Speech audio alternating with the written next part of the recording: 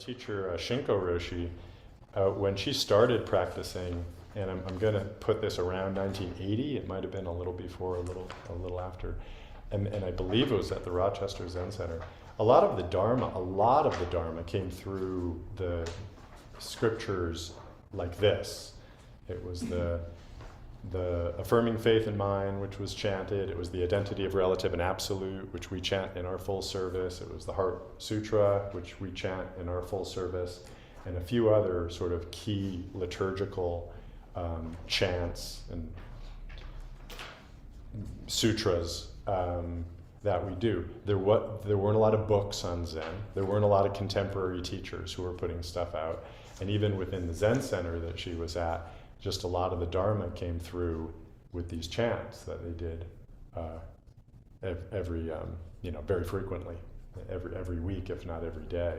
So this is where they got a lot of the verbal part. They did a lot of Zazen, of course. This is where they got a lot of the somewhat, conceptual kind of basis of Zen. And I found that to be interesting. We've got a lot of books and a lot of essays, and I give a lot of Dharma talks, and so you all have a lot of language around it. But Zen is transmission beyond words and letters. And so just the straight, elemental, direct teachings can sometimes be very bracing and really informative. So this piece can work in that way.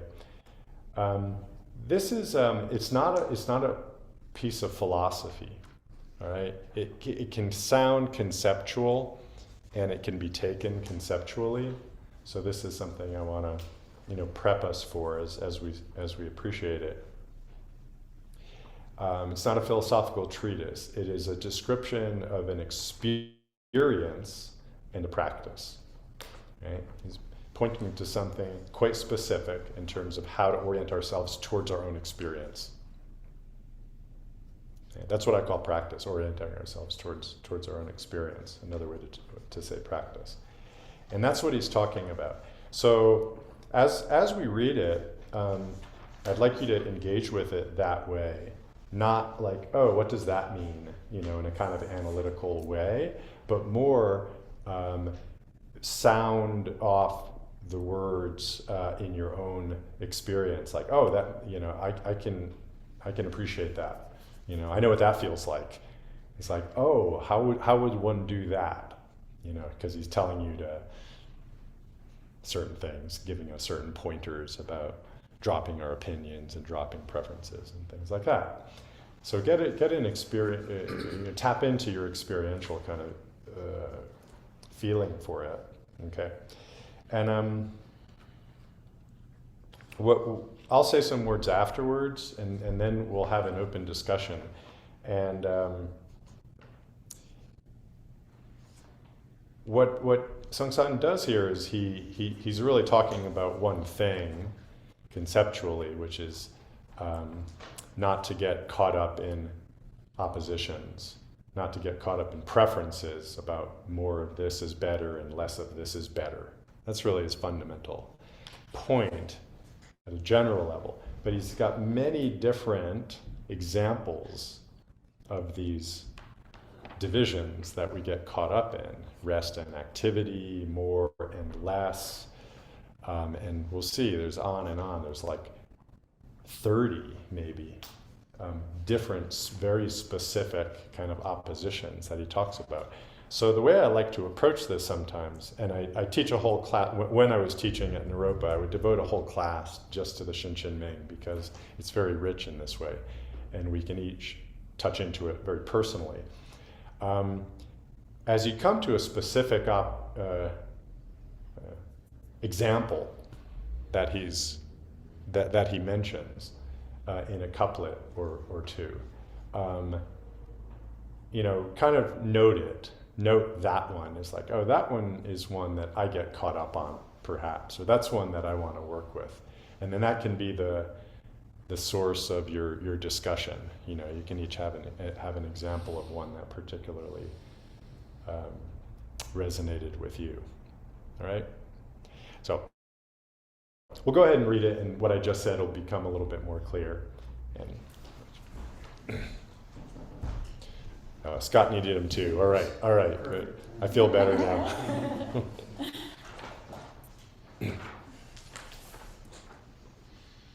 Okay, so trust and heart mind. The great way is not difficult for those who do not pick and choose. When preferences are cast aside, the way stands clear and undisguised. But even slight distinctions made set earth and heaven far apart. If you would clearly see the truth, discard opinions pro and con. To founder in dislike and like is nothing but the mind's disease. And not to see the way's deep truth disturbs the heart's essential peace. The way is perfect like vast space, where there is no lack and no excess. Our choice to choose and to reject prevents our seeing this simple truth. Both striving for the outer world as well as for the inner void condemn us to entangled lives. Just calmly see that all is one, and by themselves false views will go. Attempts to stop activity will fill you with activity. Remaining in duality, you'll never know of unity. And not to know this unity lets conflict lead you far astray. When you assert that things are real, you miss their true reality. But to assert that things are void also misses reality. The more you talk and think on this, the further from the truth you'll be. Cut off all useless thoughts and words, and there's nowhere you cannot go. Returning to the root itself, you'll find the meaning of all things. If you pursue appearances, you overlook the primal source. Awakening is to go beyond both emptiness as well as form. All changes in this empty world seem real because of ignorance. Do not go searching for the truth, just let those fond opinions go. Abide not in duality, refrain from all pursuit of it. If there's a trace of right and wrong, true heart is lost, confused, distraught. From oneness comes diversity, but cling not even to this one. When the great heart rests undisturbed, then nothing in the world offends. And when no thing can give offense, then all obstructions cease to be. If all thought objects disappear, the thinking subject drops away. For things are things because of self, as self is self because of things. These two are merely relative, and both at source are emptiness. In emptiness these are not two, yet in each are contained all forms. Once coarse and fine are seen no more, then how can there be taking sides? The great way is without limit, beyond the easy and the hard. But those who hold to narrow views are fearful and irresolute. Their frantic haste just slows them down. If you're attached to anything, you surely will go far astray. Just let go now of clinging mind, and all things are just as they are. In essence, nothing goes or stays. See into the true self of things, and you're in step with the great way, thus walking freely undisturbed. But live in bondage to your thoughts, and you will be confused, unclear. This heavy burden weighs you down. Oh, why keep judging good and bad? If you would walk the highest way, do not reject the sense domain. For as it is whole and complete, this sense world is enlightenment. The wise do not strive after goals, but fools themselves in bondage put. The one way knows no differences, the foolish cling to this and that. To seek great heart with thinking mind is certainly a grave mistake. From small mind comes rest and unrest, but heart awakened transcends both. Delusion spawns dualities. These dreams are merely flowers of air. Why work so hard at grasping them? Both gain and loss, and right and wrong, once and for all get rid of them. When you no longer are asleep, all dreams will vanish by themselves. If mind does not discriminate, all things are as they are, as one. To go to this mysterious source frees us from all entanglements. When all is seen with the great heart, to our self-nature we return. This great heart goes right beyond all reasons and comparisons. Seek movement and there's no movement. Seek rest and no rest comes instead. When rest and no rest cease to be, then even oneness disappears. This ultimate finalities, beyond all laws, can't be described. With great heart one with the way, all ego-centered striving cease. Doubts and confusion disappear, and so true faith pervades our life. There is no thing that clings to us, and nothing that is left behind. All is self-revealing, void and clear, without exerting power of mind. Thought cannot reach this state of truth. Here, feelings are of no avail. In this true world of emptiness, both self and other are no more. To enter this true empty world, immediately affirm not to. In this not to, all is the same, with nothing separate or outside. The wise in all times and places awaken to this primal truth. The ways beyond all space, all time. One instant is 10,000 years.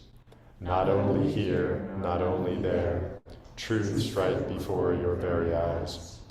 Distinctions such as large and small have relevance for you no more. The largest is the smallest too. Here limitations have no place. What is not. What is not is. If this is not yet clear to you, you're still far from the inner truth. One thing is all things are one. Know this, and all's whole and complete. When trust and heart are not separate, and not separate are heart and trust, this is beyond all words, all thought. For here there is no yesterday, no tomorrow, no today.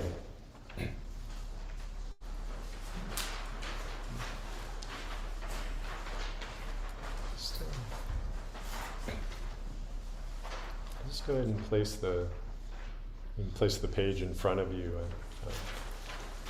Just like to be in silence for another 3 minutes, and you can glance down and look at the words if you like, and just have the spirit in the words resonate in Zazen.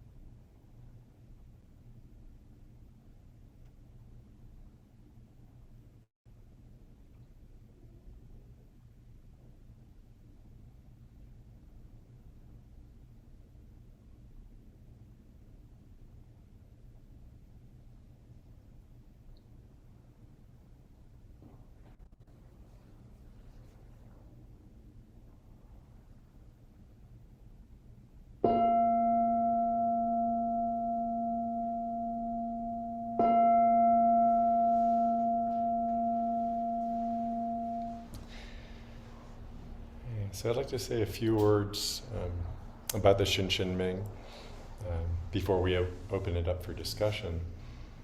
So, like I said before, it's not a philosophical treatise. He's talking about our experience at a very deep and subtle level, and about what goes on with the body-mind that creates division and ultimately creates affliction. Right? So to appreciate, what he's pointing to here, and this is his main teaching. This is the essence of Zen for him, and this goes right back. It's the essence of Zen for us too. It goes right back to the beginning of Zen.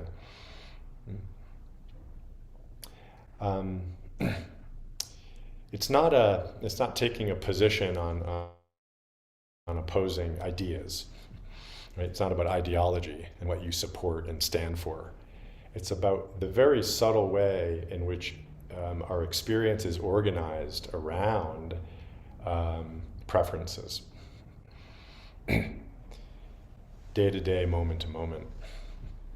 So these matters of more or less, or really too much or not enough, too much and not enough, are controlling us and structuring our very experience on a moment-to-moment basis. That's what we're talking about here. So you think about an example like when you walk into a room. They've done psychological studies that show that within a split second, you've done an assessment of the room, and all of us do this. And if there's a group of people in the room, we've made these split-second judgments, assessments of safe or unsafe, attractive or unattractive, friendly or unfriendly, appealing or unappealing. All of this happens within split seconds of, taking in our environment. Walking down the street, the same thing. The same thing is happening. Assessments around the size and the value of cars, the qualities of people as they present.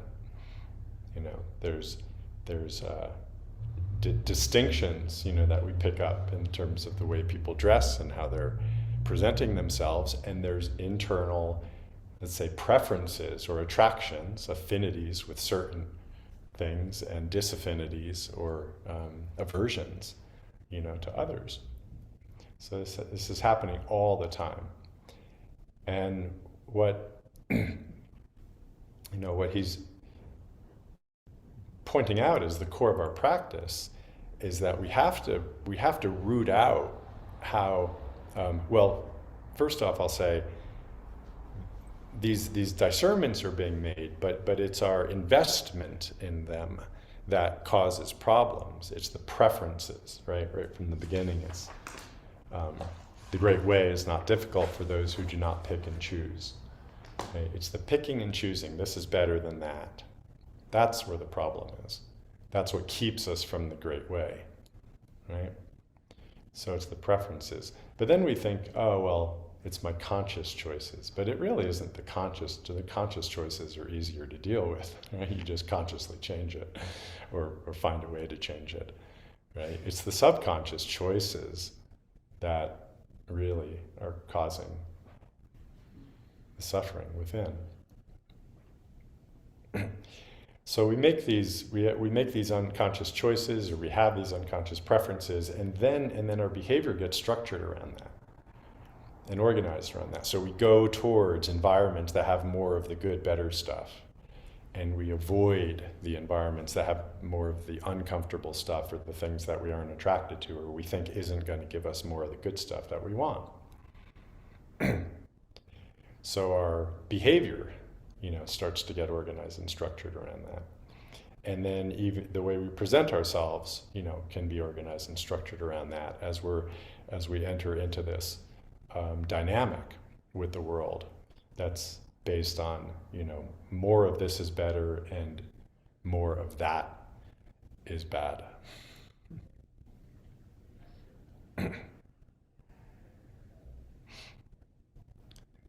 So it applies to, conditions as well. It's like, I think one that especially those of us who have sought a spiritual practice are very much attracted to is peace versus chaos, say, or conflict even. Peace versus conflict, right? We think our spiritual path is in the direction of more peace and less conflict or chaos. Well, most of us have a preference for peace, but if we avoid conflict, or if we avoid chaos, those are parts of life. And so if our minds are very active, and we say, well, I need to have less of that activity and more peace of mind, we're really wrapped up in the dynamic that he's talking about here. Okay? Just that movement towards more peace, more stillness, causes the problems. Right? Attempts to stop activity will fill you with activity. It's one of the lines. Right? So that's the main thing I wanted to bring out in my comments, is the subtle layer at which this is, what he's talking about. And I'd love for you all to kind of reflect on, which of these is especially rich for you. The more and lessness of something. But a little bit more I want to say. So there's this koan that many of you know, and it really speaks right to the heart of this matter. A monk asked Master Tozan, how do we transcend the extremes of hot and cold? I think that's the way that the koan is translated. How do I transcend the extremes of hot and cold? And Master Tozan says, when hot, be hot. When cold, be cold. All right. So there's maybe a little bit of there's more that can be said in the Hsin Ming in terms of how to do what he's talking about, right? Just drop your preferences, drop your preferences, drop your preferences is kind of his main direction, okay? He doesn't go into a lot of the how, right? But this koan gives us a little bit more of the how. Because the question is the same, okay? How to transcend the extremes of hot and cold. So now we have this opposition, there's hot and cold. Too much cold is bad, too much hot is also bad. Okay, I prefer just the right amount of cold, and I prefer just the right amount of hot. Okay, it's the exact matter that Sung San is talking about here, right? How not to have preferences, how not to be, how not to be afflicted by divisions and separation that we're making, right? You could say the monk's question is, how do I drop my preferences to hot and cold, right? And Tozan's teaching, when you're hot, be hot. When you're cold, be cold. So if you're fully hot when you're hot, then hot and cold go away. There's no longer any qualitative spectrum at play. When you're fully cold, when you're cold, then cold goes away. Hot and cold go away. Right? You're just as you are. You might not be comfortable, but it's not about that. It's about transcending your limitations, right? If you want comfort, well, you shouldn't be in this room. If that's your main priority,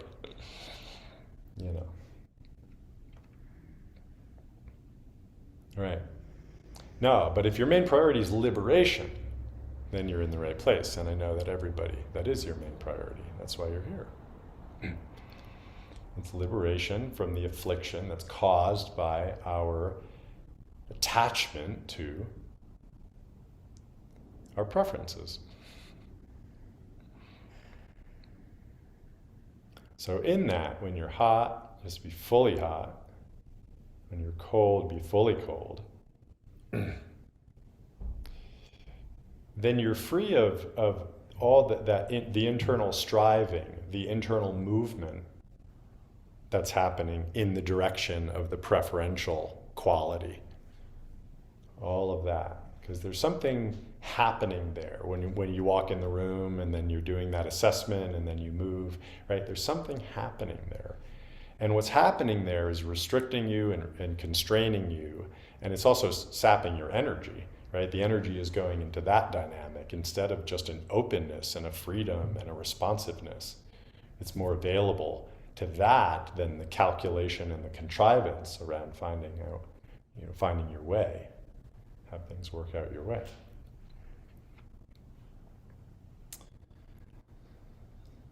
That's the freedom.